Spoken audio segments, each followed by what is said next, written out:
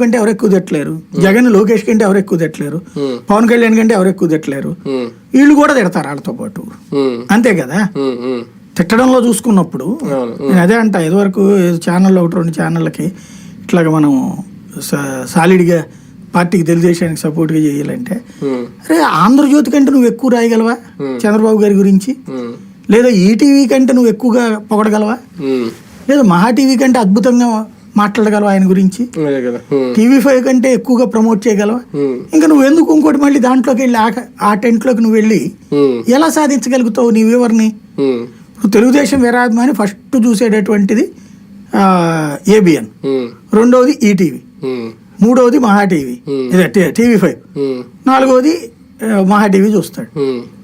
ఆ 4 చూసాక ఖాళీ ఉంటే ఇంకెక్కడికి వెళ్ళాలన్నప్పుడు నువ్వు, కానీ అయ్యే చూసేస్తున్న తర్వాత నువ్వు వెళ్ళి 5వ వాడికి అంతకంటే గట్టిగా పొగుడుతానంటే నీ స్ట్రేచర్ చాలదు. రాధాకృష్ణ గారి ముందు నీ స్ట్రేచర్ ఎంత, వంశీ ముందు నీ స్ట్రేచర్ ఎంత, వెంకటకృష్ణ ముందు నీ స్ట్రేచర్ ఎంత, మూర్తి ముందు నీ స్ట్రేచర్ ఎంత, నువ్వు శతకోట్లింగాలు బోళ్ళింగం అవుతావు. కాబట్టి ఇట్లాంటి కొన్ని లెక్కలు ఉంటాయి. ఇప్పుడు ఇవాళ ఉన్నటువంటిది అలాంటి ఒక స్ట్రేచర్ని క్రియేట్ చేయాలి పార్టీ, భారతీయ జనతా పార్టీ. ఆ స్ట్రేచర్ని ఇవాళ వాళ్ళు జగన్